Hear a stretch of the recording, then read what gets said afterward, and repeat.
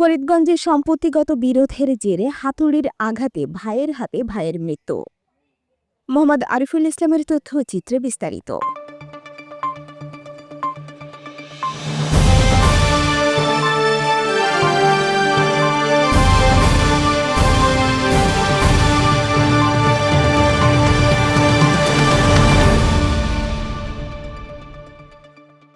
চাঁদপুরের ফরিদগঞ্জে জমি নিয়ে বিরোধের জেরে ছোট ভাইয়ের হাতুড়ির আঘাতে বড় ভাই খাজা আহমেদ নিহত হয়েছেন।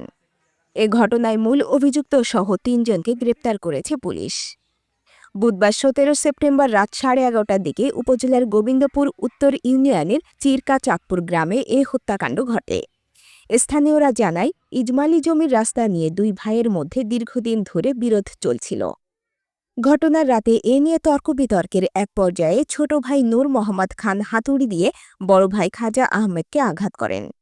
গুরুতর আহত অবস্থায় তাকে উদ্ধার করে স্বজনরা চাঁদপুর ২৫০ শয্যা বিশিষ্ট জেনারেল হাসপাতালে নিলে চিকিৎসকেরা তাকে মৃত ঘোষণা করেন।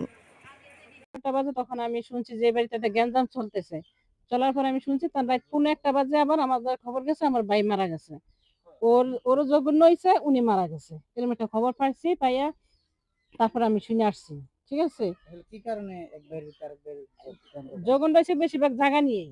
ঠিক আছে, কেউ ছাড় দেয় নাই, মানে কেউ ছাড় দেয় নাই, শুধু বটে ছাড়া কেউ ছাড় দেয় নাই, বুঝছেন? মানে ১ সুতো ছাড় দিব না, কিন্তু আমি পাইছি আমি দল মিলমিশ নাই। একবার মাপেন মাপা না, কয়েকবার হয়েছে। আমগোড়াও বুঝবে না, তারাও বুঝ করে খাইতে পারতেছে না। মানে একদম ইজমালি রাস্তায় দিচ্ছে নাকি হদ দিচ্ছে না, এগিয়েও দেয় না, হেগিয়েও দেয় না। দুই ভাই, কোন দুই ভাই জানা এই ওলুও দেয় না, শাহজালালেও দেয় না। এই দুইজনে জি, আমগরে নামতাম দেয় না, হেরপরে চা নিয়েছেন, কুয়া কাইজা দিচ্ছে। কত অসুবিধার ভিতরে না আমগরে ফালাইছে।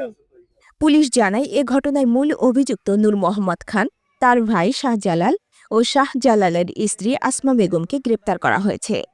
এ ঘটনায় নিহতের পরিবারসহ এলাকায় শোকের ছায়া নেমে এসেছে এবং নিহত খাজা আহমেদের স্ত্রী ও পরিবারের সদস্যরা হামলাকারীদের সর্বোচ্চ শাস্তি দাবি করেন। ফরিদগঞ্জ থানার অফিসার ইনচার্জ মোহাম্মদ শাহ আলম বলেন, জমি সংক্রান্ত বিরোধের জেরে এই হত্যাকাণ্ড ঘটেছে। এ ঘটনায় মূল আসামি নূর মোহাম্মদ খান সহ ৩ জনকে গ্রেপ্তার করা হয়েছে। তাদের বিরুদ্ধে আইনগত ব্যবস্থা প্রক্রিয়াধীন।